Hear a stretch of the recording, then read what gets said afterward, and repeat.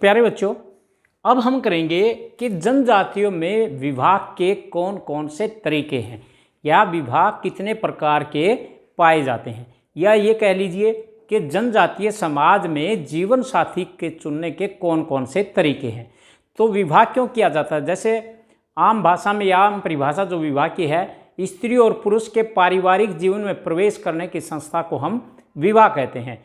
लेकिन हिंदू धर्म में विवाह के अलग प्रकार हैं, जनजातीय समाज में अलग प्रकार हैं, और मुस्लिम धर्म में अलग प्रकार पाए जाते हैं, अलग तरीके पाए जाते हैं। तो अब हम करेंगे जीवन साथी, जनजातीय समाज में जीवन साथी चुनने के कौन कौन से तरीके हैं या विवाह करने के कौन कौन से तरीके हैं। पहला, जनजातियों में विवाह जो किया जाता है वो यौन सुख प्राप्त करने के लिए किया जाता है, या संतान उत्पत्ति के लिए किया जाता है, या आपसी सहयोग के लिए किया जाता है, या विकास के लिए किया जाता है।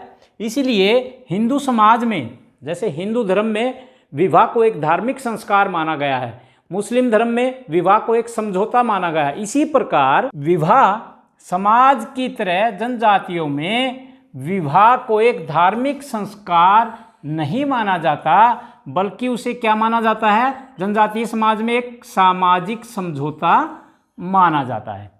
ठीक है, तो अब हम करेंगे जीवन साथी चुनने के कौन कौन से तरीके। पहला तरीका कौन सा है विवाह का जनजातीय समाज में? सहपल्यान विवाह। सहपल्यान विवाह क्या होता है?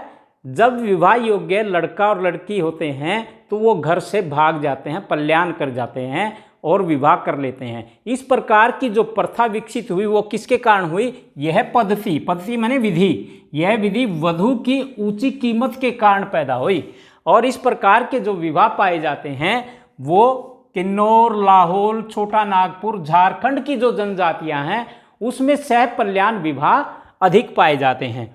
जनजातियों में इस विवाह को राजी खुशी विवाह भी कहा जाता है, यानी कि लड़का और लड़की दोनों खुश हैं, इसीलिए उन दोनों ने विवाह किया, इसलिए इसका दूसरा नाम क्या है? राजी खुशी विवाह।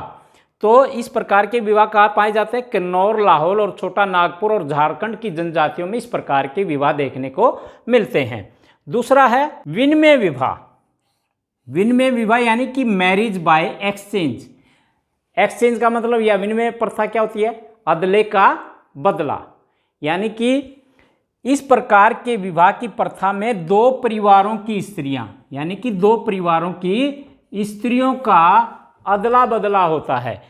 इस प्रकार की प्रथा में यदि कोई व्यक्ति अपनी पत्नी प्राप्त करना चाहता है तो वो अपनी बहन का या अपने परिवार की किसी अन्य स्त्री का उन दूसरे परिवार के पुरुष के साथ विवाह करता है। इस प्रकार की प्रथा जो है वो खासी जनजाति में अधिक पाई जाती है। खासी जनजाति में यह प्रथा पाई जाती है, जिसको हम विनिमय विवाह कहते हैं या मैरिज बाय एक्सचेंज। उसके बाद आता है खरीद विवाह। खरीद विवाह का दूसरा नाम है क्रय विवाह, यानी कि मैरिज बाय परचेज।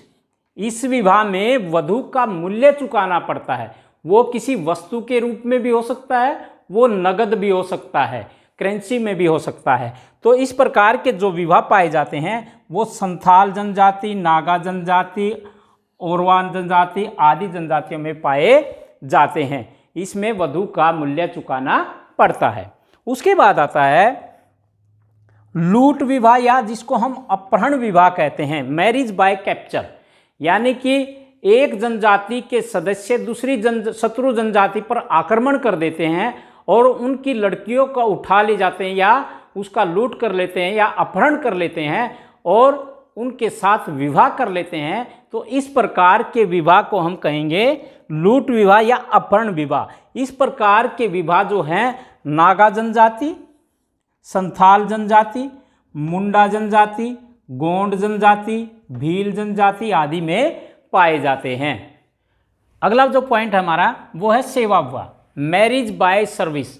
इस प्रथा में लड़का अपने ससुर के घर विवाह से पहले कुछ समय के लिए या एक निश्चित समय के लिए वधू के पिता के पास ही रहता है, और यदि वधू का पिता उसकी सेवा से खुश हो जाता है, वो वधू के पिता की सेवा करता है उस निश्चित अवधि में, यदि वो खुश हो जाता है तो वो अपनी कन्या का विवाह उस लड़के के साथ कर देता है। तो इस प्रकार के विवाह को कहेंगे हम सेवा विवाह या मैरिज बाय सर्विस। इस प्रकार के विवाह जो है गोंड जनजाति में और बैगा जनजाति में पाए जाते हैं।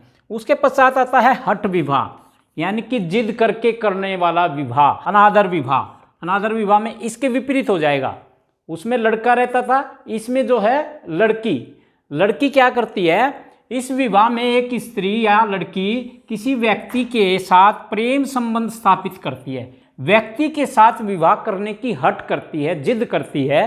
तो किसी न किसी तरह वह लड़के के घर में घुस जाती है और लड़के के जो माता पिता होते हैं उसका अनादर करते हैं, उसको पीटते हैं, मारते हैं। लेकिन ऐसी अवस्था में भी यदि वो अनादर को सहन कर जाती है, सह कर जाती है, तो ऐसे विवाह को हम क्या कहेंगे, हठ विवाह। उसके बाद आता है प्रीवीक्षा विवाह, प्रोबेशनरी मैरिज। इस प्रथा में एक युवक निश्चित समय के लिए युवती के घर उसके पिता के साथ रहता है और इस प्रीवीक्षा काल में, इस प्रोबेशन पीरियड में लड़का लड़की एक दूसरे को पसंद करने लग जाते हैं और जब वो एक दूसरे को पसंद करने लग जाते हैं तो उनका विवाह कर दिया जाता है। यदि विवाह नहीं हो पाता तो उसे घर से निकाल दिया जाता है और वधू पक्ष को उसे कुछ न कुछ हर्जाने के रूप में देना पड़ता है। इस प्रकार के विवाह जो है मणिपुर की कुकी जनजातियों में पाए जाते हैं। उसके बाद आता है परीक्षा विवाह, मैरिज बाय टेस्ट। परीक्षा विवाह यानी कि मैरिज बाय टेस्ट, यानी कि इस विवाह में लड़के की परीक्षा ली जाती है, उसके बल की, उसके शौर्य की परीक्षा ली जाती है। होली के दिन या किसी खंबे पर गुड़ और नारियल को टांग दिया जाता है और जो युवक और युवतियां विवाह करने योग्य होती हैं तो युवतियां जो हैं वो उस खंबे के चारों तरफ नृत्य करते हुए चक्कर लगाती हैं और जो लड़का विवाह करने योग्य होता है तो उस लड़कियों के चक्कर को तोड़ करके खंबे पर चढ़ करके नारियल को उतार लेता है तो वो अपनी मनपसंद लड़की से विवाह कर सकता है। तो ऐसे में लड़कियां क्या करती हैं, उसके बालों को नोचती हैं, उसको मारती हैं, पीटती हैं, उसके कपड़ों को फाड़ती हैं।